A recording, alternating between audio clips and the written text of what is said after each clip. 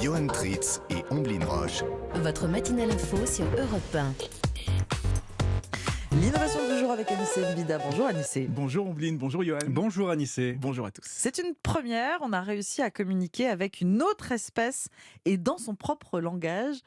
Il s'agit des abeilles. Oui, c'est une première parce que jusqu'ici on cherchait plutôt à faire en sorte que les animaux comprennent notre langage.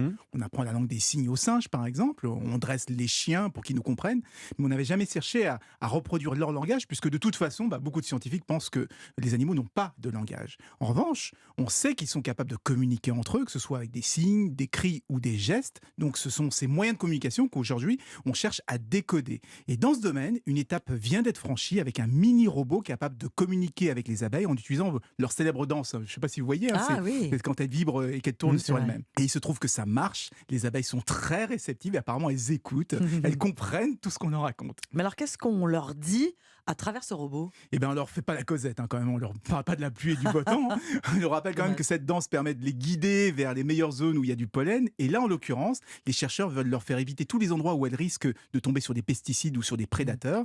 On sait que les abeilles sont menacées, leur population n'arrête pas de chuter, donc on communique avec elles pour essayer de les préserver. Alors il y avait Robert Redford qui parlait à l'oreille des chevaux. C'est vrai. Il y a aussi ces robots qui soufflent donc à l'oreille des abeilles.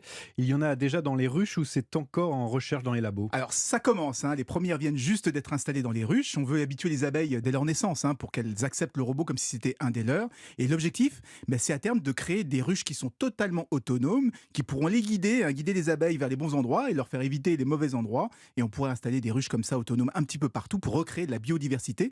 C'est un projet qui est baptisé Iviopolis. C'est un projet qui est porté par l'Union européenne et c'est vraiment une étape importante qui vient d'être franchie puisqu'on est capable de comprendre, de se faire comprendre par les abeilles et surtout de gagner leur confiance. Murmurer à l'oreille des abeilles. Oui, on va essayer de faire ça. Voilà, le plus souvent possible. Merci beaucoup Anissé. Merci Mbida. Anissé.